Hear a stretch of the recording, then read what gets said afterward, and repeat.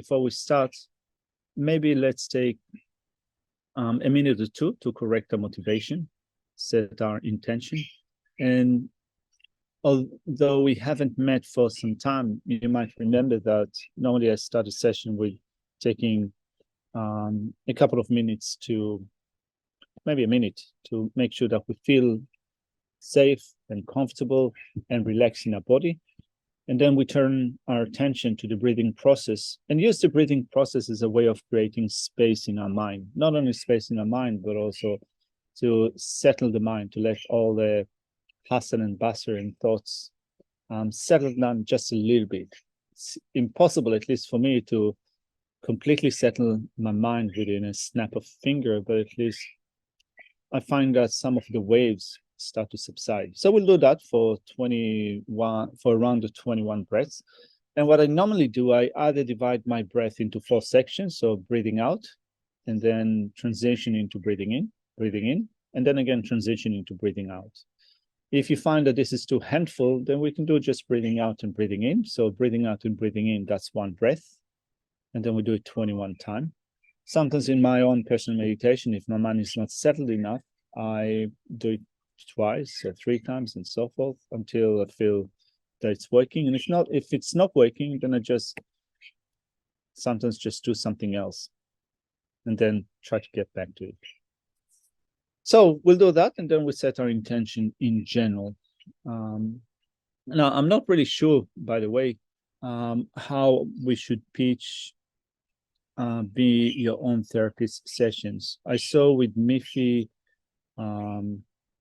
maybe I can't remember with Namjong, whether we open it with refuge and bodhicitta, or just with this, like being full-blown Buddhist, or whether we do it in a general way.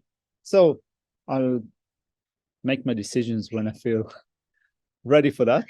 I'm not committing to anything. All of those have happened, Venerable. All of those have happened. People have them formally, and we have slides that we can put up, and some people just kind of lead through. So it just all depends on you. All right. Yeah, I don't want to kind of go on a Bible bashing session. All right. So let's start with, first of all, making sure that we all relax. If it helpful to close your eyes, you can do that. If you find leaving your minds open, that's completely fine. Closing them slightly, that's also okay. And let's just take a couple of deep breaths.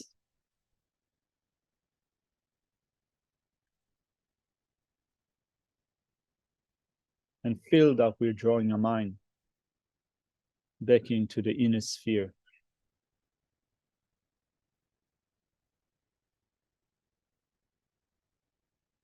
Not in one abrupt move, but slowly pulling it back inwardly.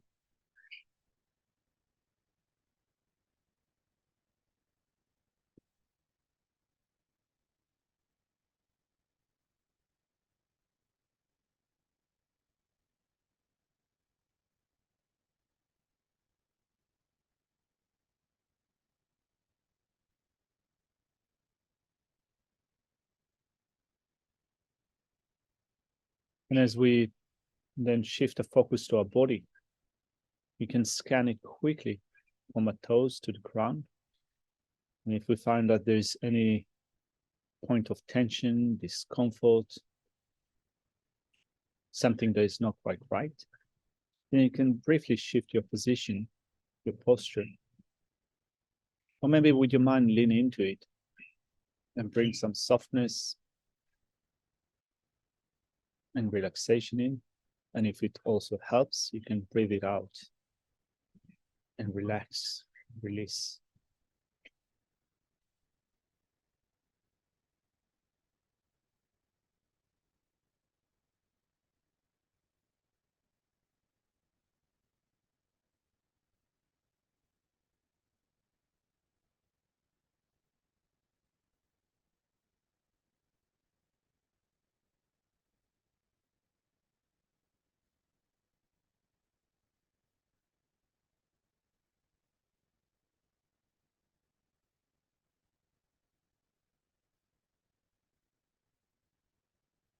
And we shift our focus to the breathing cycle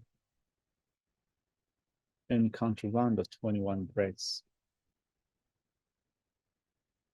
And as we always say, if we get distracted, if we wander off from the breathing cycle, that's okay. We're going to gently bring our mind back and continue to focus on breathing out and breathing in and trying to create more space for a mind that is clear and vast and spacious, and at the same time, mind that is still.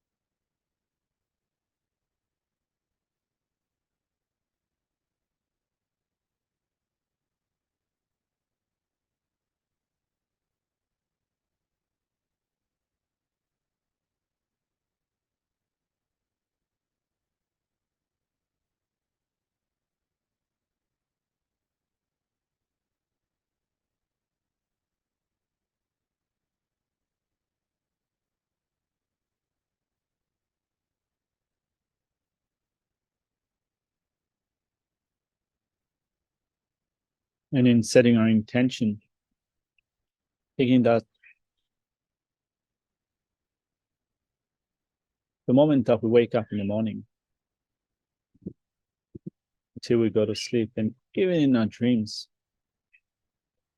we always seek comfort and pleasure and safety in a mind that is settled. In Buddhism, we call it happiness.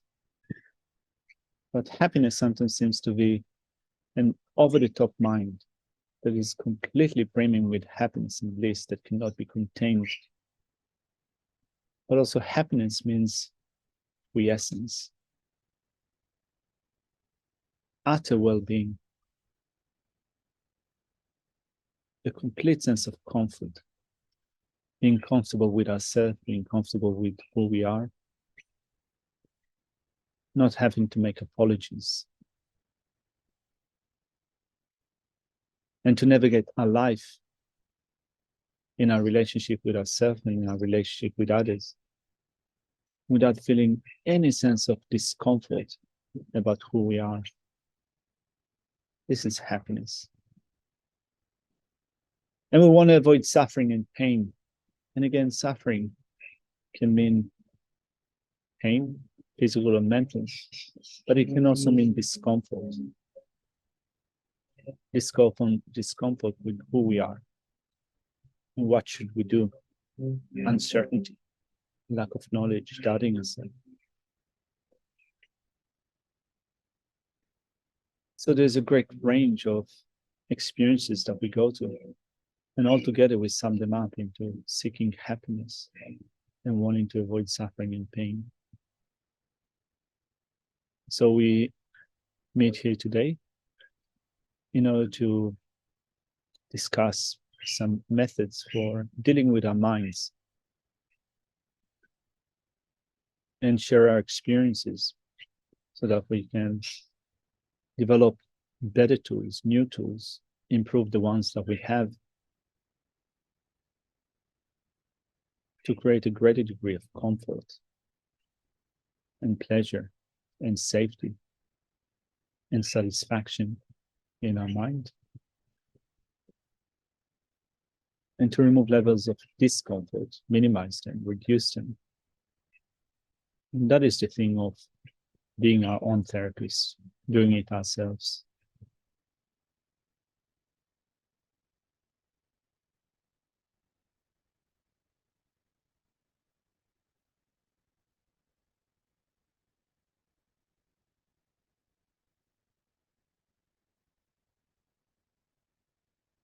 So with that intention, let's get into business.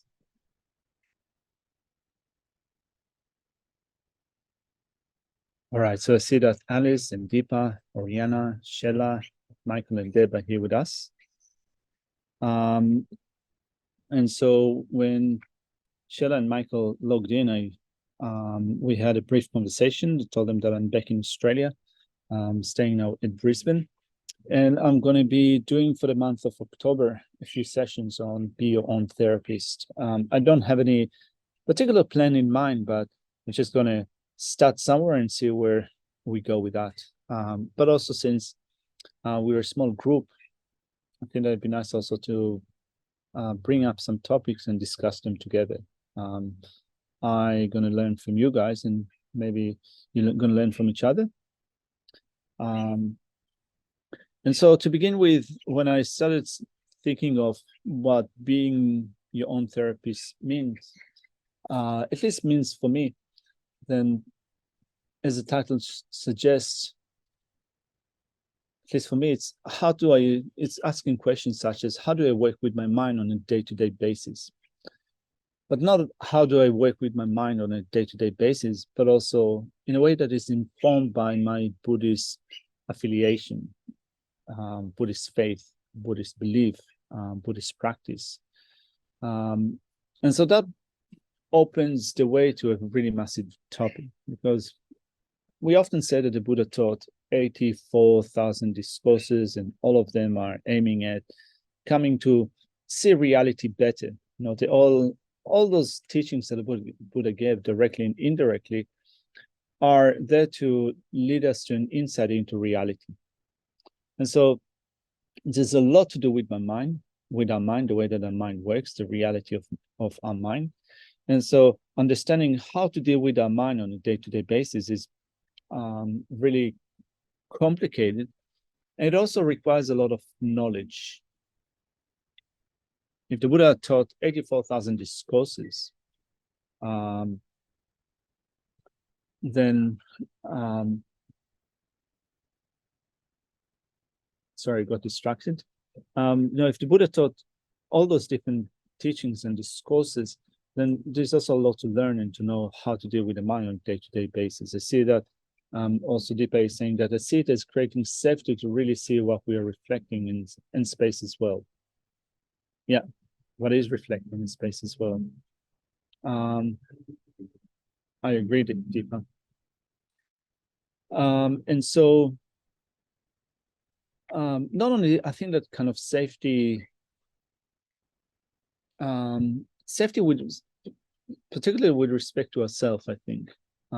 Also safety with respect to others, how we protect our minds in certain challenging experiences that we have with others, but often the challenge comes from within, so we become distressed and edgy and distressed, disappointed and so forth. So we need some tools that will provide us with mental safety to see a situation better from different perspectives. And so be your own therapist is dealing with that, day-to-day situations that we encounter mentally. And it's quite common at the present to speak about Buddhist psychology. So using Buddhist psychology to navigate our life, to navigate our day. But sometimes I feel that Buddhist psychology is, when we speak about Buddhist psychology, we narrow it down to only how we deal with a day-to-day situation. Something happened, and this is the solution. This is how we react to that. Something triggered a certain event, and these are the set of tools of how we can, in a psychological way, self-psychology, react to that. Whereas when I'm thinking of the word psychology, I think that in general, maybe I'm not a psychologist, so I'm not trained or informed about it, but I think that probably psychology is looking at a state of mind in certain events in our life, certain events during the day, and it's trying to create more balance in our mind to make life being more bearable in this life, to get us to more of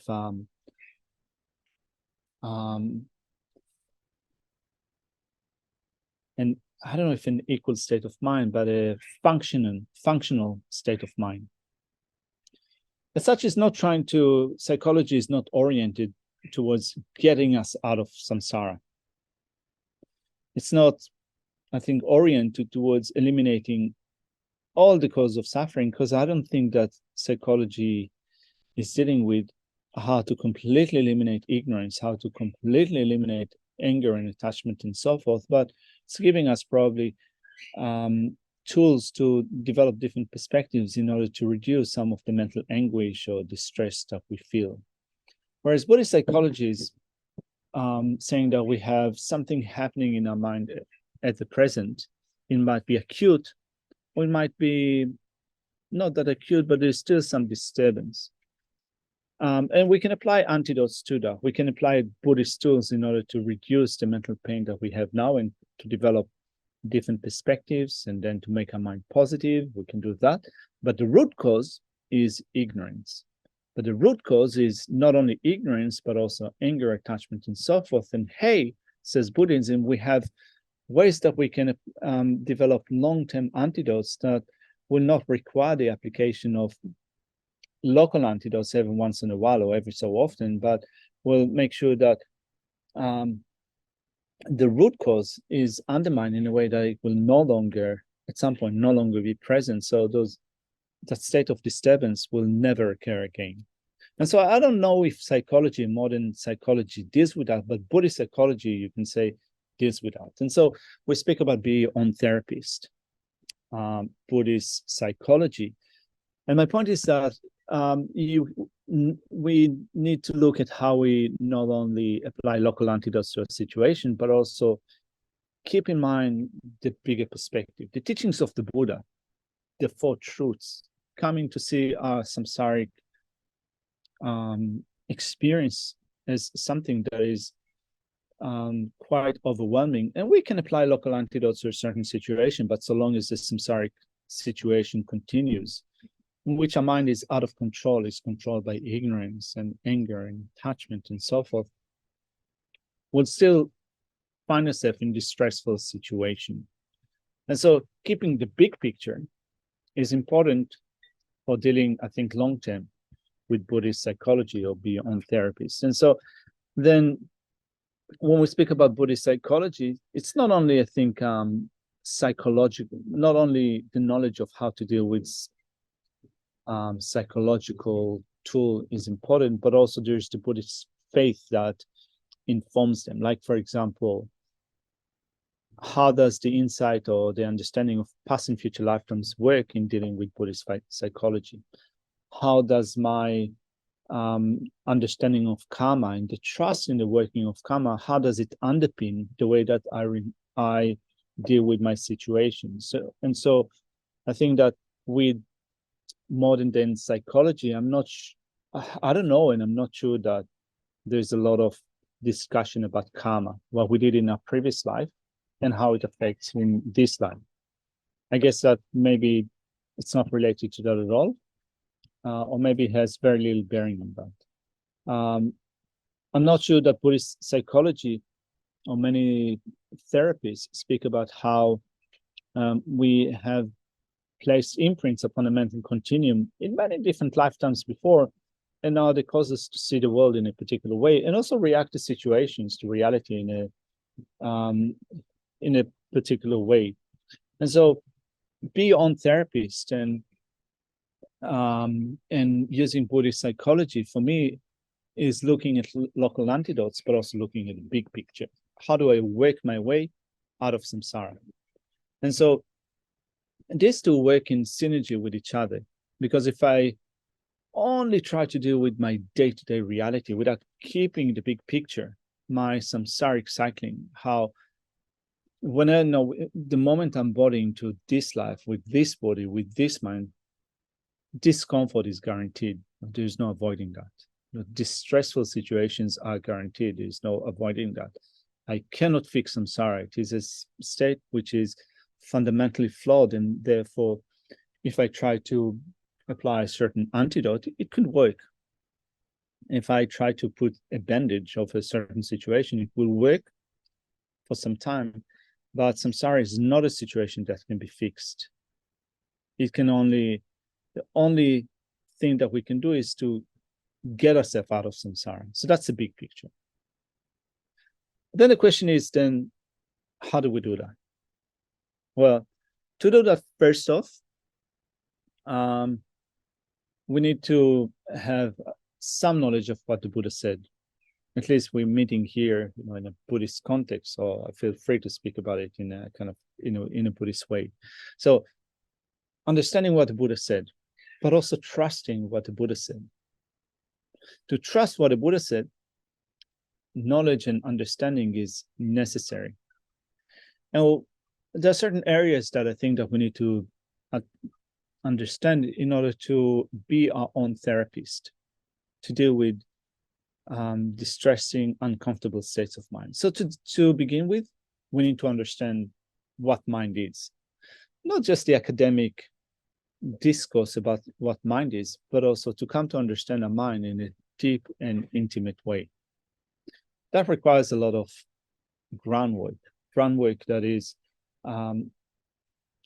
sometimes tedious. We speak a lot about mindfulness, sitting, sometimes counting breath, looking at the mind, observing thoughts, and so forth. It can be sometimes quite peaceful to do it, but it can also be tedious and boring. I do mindfulness meditations daily as part of my spiritual practice, and there are days in which I'm full of awe with the stuff that my mind is churning, and the kind of fantasies that it builds, and even how many thoughts go through my mind in just a single second. It seems that there's a whole story that my mind is busy with, and then when I look at the clock or the watch, like 30 seconds have gone by, and I've already made a massive story in my mind. So there are days like that, and days in which it's totally laborious and boring and so forth, just look at my mind. But we need to do that in order to become more intimate with our mind, in order to kind of be completely spot on with what's happening now. So knowledge is crucial, but also experience is crucial. Deepa is saying that I was having this curiosity today to look deeper about what mind is, and research as well. So mind is a tool. We can use it as a tool. You can use it as a tool. Yeah. And so what the mind is. So what mind is very, you get from, I was living and working for a long time at an FPMT center, which is of course a Gelugpa center. So the Gelugpas have a massive academic approach and a lot of knowledge and theories about what mind is. It's not just theories, it's based on what the Buddha taught, based on great masters like Dharmakirti and Vasubandhu and so forth. So there's a lot of information about what mind is, but also I think that you can go to a certain degree, certain extent in studying this, but you're still left in a certain darkness unless you put it into practice and start to look at your own mind. And so what mind is. Often in what the mind is causes, we say that mind is luminosity and clarity, that which is clear and knowing, clarity and knowledge, clarity or luminosity and knowledge. There are different ways to translate that, but I think that in all those different ways, it doesn't say much. I can say a mind is that which is clear and knowing. Does it give you a sense of understanding exactly what your mind is? Doesn't say much, does it? Clarity and luminosity, or luminosity and knowledge. Then when you unpack that using commentaries, it is said that, for example, mind is, first of all, is non-physical. It's not a material thing, it's unobstructed. And then it has the ability to reflect objects. So Deepa is saying that mind is a reflection and mirror. As well as we gain more space, it reflects, just like the moon. So yeah, so you can say that mind has the ability to reflect objects. Objects are clearly reflected in the mind. And it takes, it takes on colors and textures and so forth of the objects. And so we watch something that is, we watch the moon that has a certain radiance, so the mind takes up the aspect of that radiance. We watch a flame of a candle, it takes the aspect of the flame of a candle, a bit of hot and illuminating. And it also has the ability to know. It has the ability to know what object appears to it. It does not mean to say that every consciousness necessarily knows, because you might wonder, what does my ignorance know? If I'm ignorant and mistaken with respect to something, what is the actual thing that is known by ignorance? I mean, you can get into all those philosophical debates, but you can go to a certain degree with studying what mind is, but then you need to sit with that. And to sit with that, and then, first of all, to recognize that there is a knower. I can describe that knower in something that knows. I can describe it in words, but even better, it's just for us to sit for 1 minute and be aware of the presence of knowing. When we think I am, when we think I think, when we think I know, we can, in a direct way, come to complete contact with mind, the thing that knows. It might not, it doesn't mean to say that we understand our mind thoroughly and clearly and perceptually and realize it, but we can certainly know that it is there just by experience. We experience our mind. We experience emotions. We experience thoughts. And so we can definitely know the presence of mind, of consciousness. But it's not enough to just be present with our mind, with our consciousness, because at least, I think that there are different Buddhist traditions, and there is a more Zen approach to Buddhism, which worked for some people, but for me, I get confused about it. In my early days, when I got involved with Buddhism, I knew a professor of Japanese Buddhism, a professor of Zen Buddhism at the Tel Aviv University, and I used to go to weekly sessions and sometimes bi-weekly sessions. We used to have morning meditations at the beach, Tel Aviv beach. It was great. Some meditations were great. And I got into the zone, and then I felt completely buoyant and spacious. But then I tried to recreate those experiences, and I always failed. And I didn't understand well what we are trying to achieve. Rather than, for me, it was like, I really want to achieve this feel-good experience. So it doesn't work for me, but it certainly works for other people. And so we have mindfulness practices which teach us to be in the moment, to observe the mind and so forth. And it is a crucial part, but then if we don't understand, at least for me, if I don't understand what I'm trying to do with this meditation technique, what is the point of being mindful? And then if I'm mindful of something, what do I do with the input that I experience? What do I do with that? Then for me, it's like full stop. It's like I have all this thing happening, but I don't know what to do with it. And so in the Gelugpa approach, which is really useful, there is a text that is called Minds and Mental Factors. There's the 7 types of awareness and minds and mental factors. You study that. Some people find it wonderful. Some people find it very academic, very intellectual. Some people find it awfully boring. I find it both. It's it's useful, but at some point I feel that I had a look at that 2, 3, 4 times. Now there's some information that I collected. Now I need to do something with that. So we begin with something that is called the 7 type of awareness, that is teaching us how to improve our mind. So we said that we begin with wrong consciousnesses. We have lots of wrong consciousnesses. Of course, we have sense consciousnesses which are wrong. You might have physical condition that skews your senses. If you have jaundice, I think you start seeing things with a tint of yellow or orange or whatever. In some texts, it says that when you become enraged, you see things with a reddish tint. I don't know, has it happened to you before? Yeah, maybe I need to become totally enraged and then stop and see if I really see things with a reddish tint. Anyway, there's some description about incorrect or erroneous sense consciousnesses. We have that, but it's not the main thing. The main thing is what's happening to our mind. So our mind is full of wrong consciousnesses. All of our disturbing emotions are wrong, period.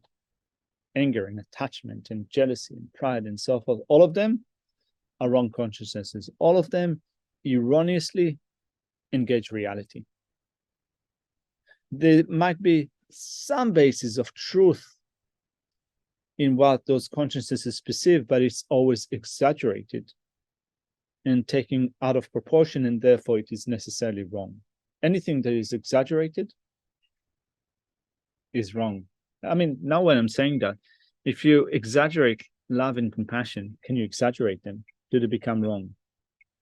Anyway, let's leave that aside. I'm not not about philosophizing. I don't know if it's a word. Anyway, let's leave that aside and go back to wrong consciousnesses. So we begin with wrong consciousnesses. Then we raise doubt with respect to reality. Am I correct in my understanding of reality? If someone, if I hate someone, if someone rubs me the wrong way, and I think that the sole purpose is to cause me harm, and the sole purpose is to annoy me, and all the problems in the world, everything that I experience is because of that person, am I perceiving reality in a correct way? Is that person just a complete, I'm looking for words which are not swear words. Are they complete? Well, it's recorded. I'm not going to be the monk that swears on YouTube. I swear internally. All right. And so am I seeing reality correctly? So we start raising doubts. That's a doubt in consciousness. And then I start asking questions and work with reasons and logic, and I develop a correct assumption about reality. But correct assumption is right with respect to reality, but it is still controvertible in a sense that if someone else comes, no, I decided that reality exists in a particular way, that the person is not a total evildoer. They're not Voldemort from Harry Potter. They're not the Dark One from The Wheel of Time. I decided they're not like that, but then someone else comes along and whispers some things in my ear, and again, my mind is swayed. So long as I haven't developed a realization, which is totally incontrovertible, I still need to work. It's still work in progress. Then I develop realization, which means that my mind is no longer incontrovertible. If I decided, for example, that Michael and Shella and Deepa and so forth, all of you have Buddha nature, because I used reasons and logic, which are based on a lot of studies and a lot of reflection and a lot of meditating, I decided that you guys have Buddha nature, and therefore definitely all of you will become Buddhas in the future. It doesn't matter who will come along and will say that there's no way that you can become Buddhas. Shella doesn't have Buddha nature. There's no way that she can become Buddha. It doesn't matter what someone says. If someone says she's the most evil person I've ever met, she's only about harming others, It doesn't matter what they whisper in my ear. I've realized that Shela has a Buddha nature. She will become Buddha in the future. She'll become absolutely perfect. And also that's a realization. That's what realization means. I cannot be swayed away by others. But to have realizations, we need to follow a process. It's not that all of a sudden, naturally realizations will develop in our mind. We need to do a lot of groundwork, which have to do with analytical meditations. But analytical meditations don't have to be just sitting in meditation and thinking of reasons and logic and follow a procedure. No, we walk somewhere, we sit somewhere, we think, we engage with conversations with others, and we build our understanding of a certain situation. But we also make sure that from all directions we protect the views that we believe in. And we protect the views in the sense that we look at a certain point and we try to attack it from different angles. 360 degrees. We come up with questions and doubts, how to come up with questions and doubts, and we make sure that we have answers that can still work in terms of what we believe in. So we use the process in order to develop realizations. And then we want those realizations to even go forward to be direct realizations, not kind of just to have a thought, not just to have a belief, but to see that directly as if it's right there in front of us, face to face. So that's what we studied with the 7 types of awareness. In between, there is another awareness that is called inattentive awareness to which an object appears without being ascertained, but let's leave that aside for the time being. We don't need to deal with that. So that's one thing that we study about the mind. And the second thing that we study about the mind is in minds and mental factors. This is juicy. It is juicy because we have virtuous mental factors and non-virtuous mental factors. We have mental factors in a group that is called object ascertaining mental factors, which means those mental factors that we need to cultivate in order to develop realizations. We need to cultivate faith, faith and aspiration. We need to cultivate concentration. We need to cultivate wisdom. We need to cultivate mindfulness. We need to cultivate other positive states of mind. All of them will come together to develop realizations. Deepa is saying duality. I wonder what you mean when you say duality. You can either unmute yourself or you can type, whatever works for you, Deepa. But anyway, we study this material and there are strict definitions to some of those mental factors. Some of them are interesting, some of them are less interesting, but are still very important. So Deepa is saying that contrast that you are saying sounds like duality, right and wrong. I think that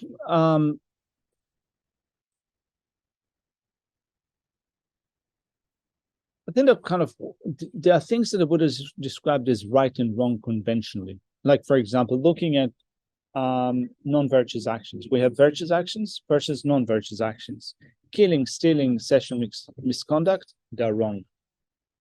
Abstaining from killing, abstaining from stealing, abstaining from sexual misconduct. It's not just abstaining in the sense that, now when I'm sitting here and talking to you, I'm not killing. I'm not involved in sexual misconduct, thanks God. And I'm not stealing anything. I hope so. But it has to be a conscious one. I have to decide that I'm not going to steal, kill, and so forth. When I'm asleep, I'm not engaged in those thoughts or actions, but I still need to have the intention not to do them, and that becomes a positive action. So there is that duality here. Conventional level, the duality exists.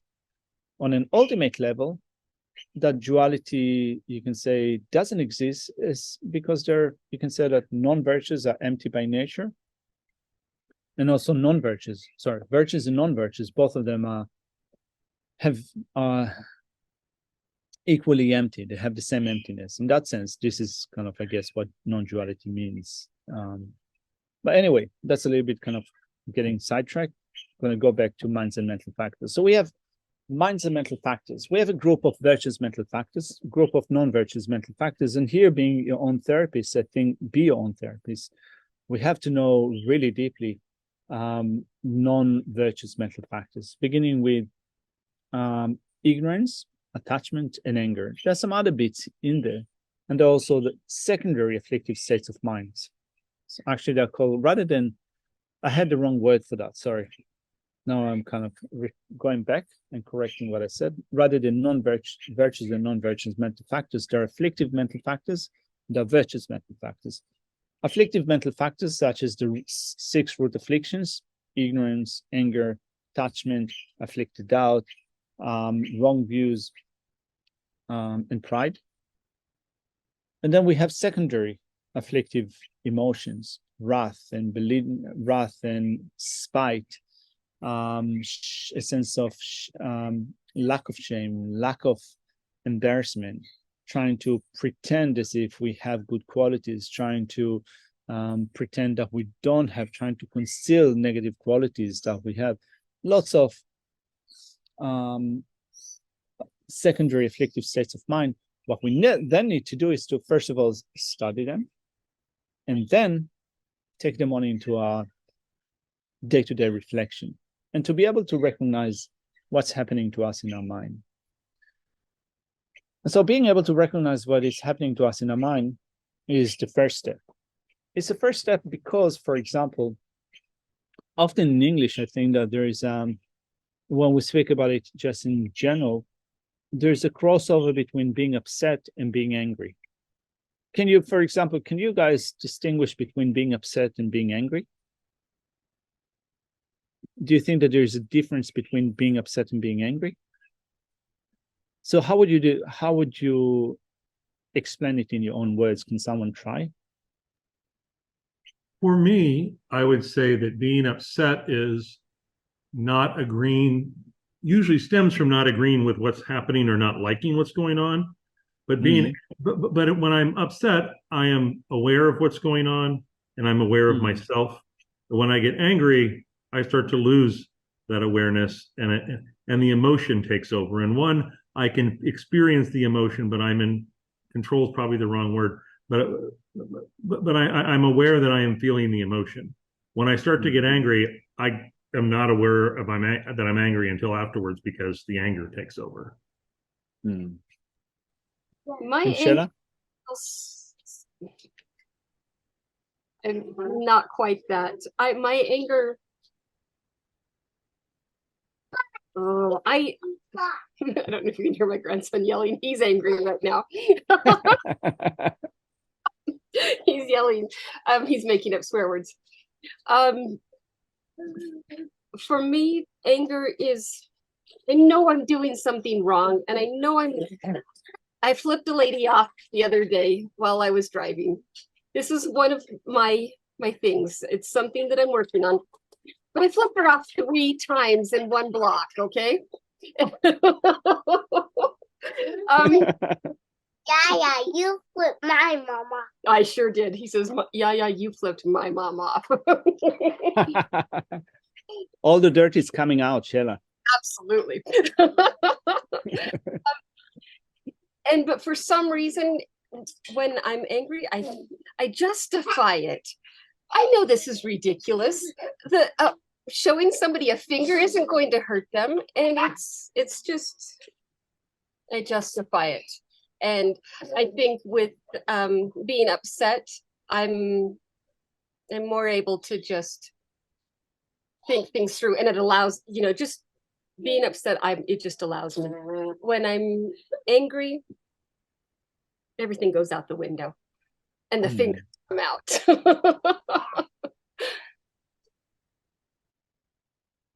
It's a good point. I actually like the way that our discussion today going, because as I said when we started this session today, kind of, I had a few ideas and I didn't know how to approach beyond therapist thing. I think that maybe now I'm trying to kind of sense that I have a direction. And so I'm going to make a suggestion. And if you feel okay with that, we can start to do it from next week. And if you feel iffish about it, you're not really interested, we can also scrap it. And so maybe for what I can do for next week is try to pull out some of those 6 root afflictions and to look at, or maybe also some of the secondary afflictions, and to look at how they are defined in really precise words, and then try to recognize them within our own mind. When, to look at how do we recognize them when they're there.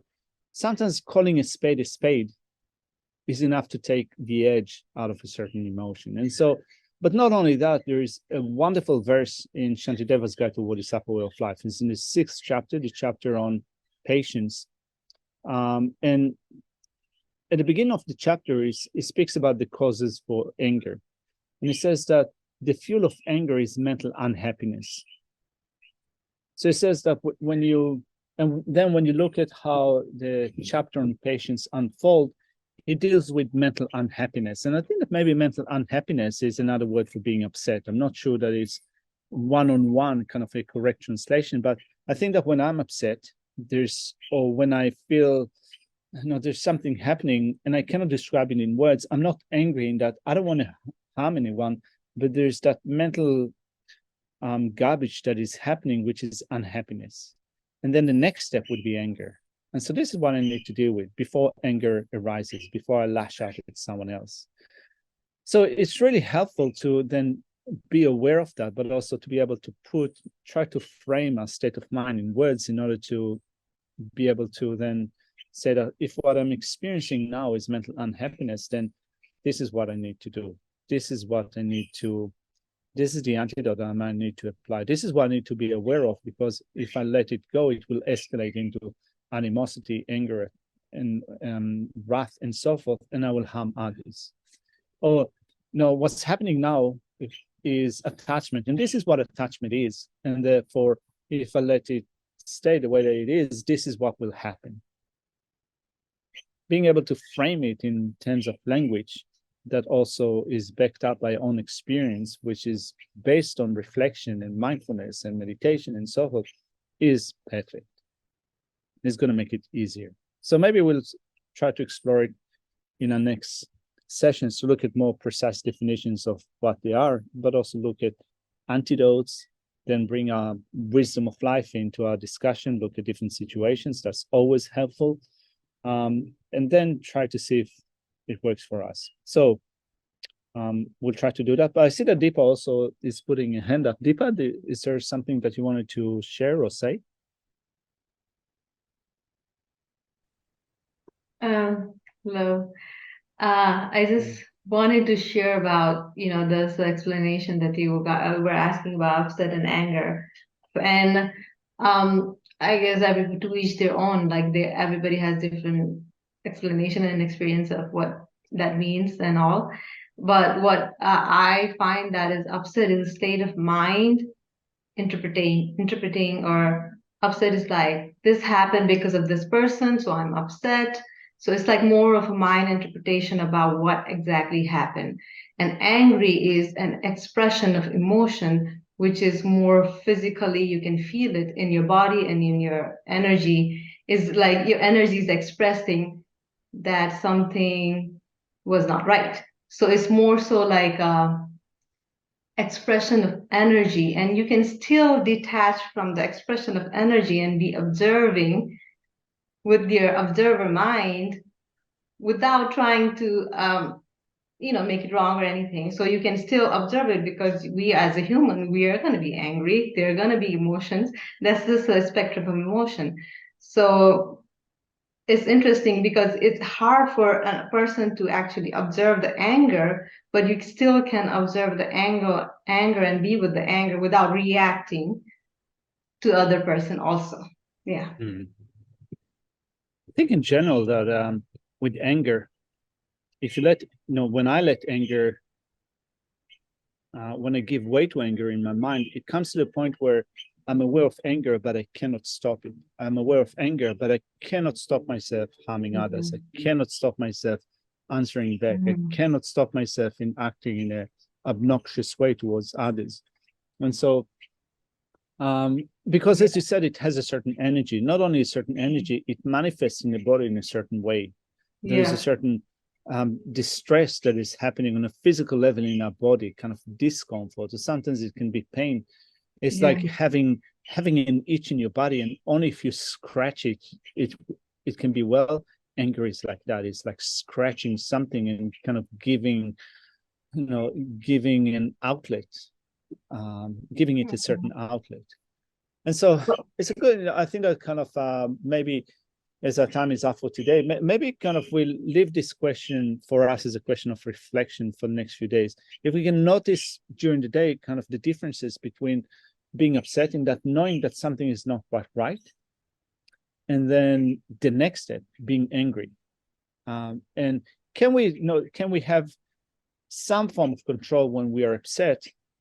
And is it a minimized sense of control when we're already angry? Can we put a stop to it when we're upset and being mindful and thinking that now I'm upset, if I'm not careful, if I'm not stopping it now, next moment will be anger. Next moment will be hostility. Next moment will be the flicking of something. So I want to share something, if I may. yeah, please. When you are upset, you are actually angry. I feel you are angry, but the anger is suppressed so much that you can't express it. So you are angry, but it's a suppressed anger. And when you are angry, that means that anger that is coming up and is actually coming to the surface. And the anger is there expressing, it's just an expression of energy. While we might say like anger, taking the anger out on somebody may be an action, but the anger itself is just an emotion, an expression of energy. And what comes to my mind was when you were saying that, for you, it's like comes out when it's like hard to control. And a lot of times I feel there's maybe gender thing where women, when they're angry, they're suppressing it very, very fast. And I think it's very easy for me to be upset, but it's very hard for me to express anger. And I think it's culturally and gender-wise, we've been like not trained, but we've been expected for you not to be angry, not to show up this way and that way. And so what happens is we try to disconnect from that emotion itself, and it's hard for you to express it or actually feel it in your own body because you try to run away from that emotion itself. But if you allow that emotion just to be there, to observe it, because it's hard to just be in observing mode, I understand it. And when you just observe it, it will just be there. But when we think that somebody is causing that emotion, therefore we have to attack that other person. If we just detach from that person, triggered it, but then we have it inside of us, if we allow the space for it, it will just kind of move through. It will pass through. But most of the times we think the other person is causing it, so the other person needs to solve it. Yeah. All right. So first of all, thank you very much for your input, because you brought up a couple of things that I will note down as soon as the session finishes, because those are good things also to discuss later on. I just had a conversation this week with a good friend of mine, and we discussed the difference between bottling emotions, suppressing emotions, and not reacting, the difference between that and not reacting based on emotion. So it's good to, I think, a good point to discuss. And I find the point on gender differences and expectation differences, it's fascinating, particularly for me as a man. I can see, when over the years, when I become, I think, more and more informed and more aware of gender issues and so forth, it's fascinating. And sometimes, I don't know if infuriating is the right word in this context, but kind of become aware of how, there are certain different codes for men and women. Totally agree with that. So I'll write down a few notes after our session finishes, and hopefully we can continue to have this conversation next week. And so thank you for bringing it up, and I will also continue with looking at being upset and being angry as part of our discussion. At least there's the disturbing emotion of anger, and so we'll do that next week and the weeks after that. Does it sound like a suitable game plan, or do you want to do something else? I think it's something we all fight. All right, cool. All right. And so thank you very much for coming along, and thank you very much for being supportive. In that, as I said, I said at the beginning, I think when some of you were not still here, that I said yes to be your own therapy session, but then I started to be panicked about what I'm gonna discuss. And so thank you very much for bearing with me. All Thank right. you. And so, yeah, and so thank you for everyone. Thank you for Tubten Nobuning, for Michael. I think that you're the facilitator for this session. Cool. So thank you, Michael. And thank you all the people that came here today. So we'll dedicate whatever positive thing we came up with today. It was just a single one, or it was a few of them. We dedicate them so that, first of all, we could make our mind better, so that we would be able to live more peacefully and happily, harmoniously with ourselves. But also, from a Mahayana perspective, we want to use a positive state of mind to be of, first of all, maximum benefit to others. Stop harming others, but also as much as possible to be of benefit to others. Be your own therapist is crucial in making that happen, so that may we be able to do it better and better and better. This is how we dedicate our virtue for today. So with that in mind, I think that it's probably, let me think, is it past 8 Mountain Time in the US? All right, so Just a have few. so here it's midday, it's 12 o'clock the following day on Wednesday. It's Wednesday at Brisbane now. So may you have a perfect Tuesday, and quickly catch up with Wednesday. Wednesday is good so far. All right, thank you very much, and see you next week.